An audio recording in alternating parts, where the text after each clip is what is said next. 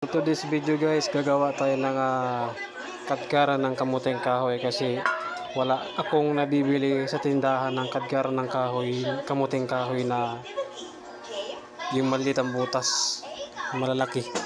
Kaya ako gumagawa ko ng kadkaran. Ang kailangan ko ay itong stainless na pinggan. Maganda yung stainless talaga na pinggan kasi pag kinakalawang yung mo, pag hindi stainless na bili mo, posibleng kalawangin yung gagamitin mong kadkaran ng kamuting kahoy.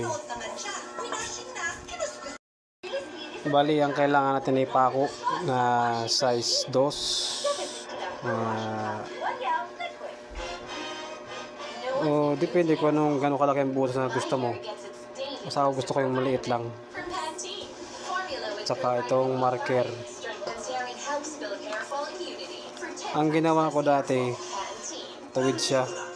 Ay kapag gano'n kasi tuwid siya, yung pagkakabutas mo, kapag nagkadkad ka na ng kamuting kahoy, na ano siya, may lumilinya. Kaya ang plano ko ngayon, ano siya, salingatan yung ano niya, yung linya. Mamaya, pakita ko sa inyo. Ayan guys, bali ganito yung gagawin ko na bubutasan ko yan siya sa ganyan para pag kinadkaran ko siya iba-ibang direksyon, mas maganda kasi yung ganyan. Mamaya bali bubutasan ko siya ng pako. Guys, na restricted duty ayon sa Justice Department.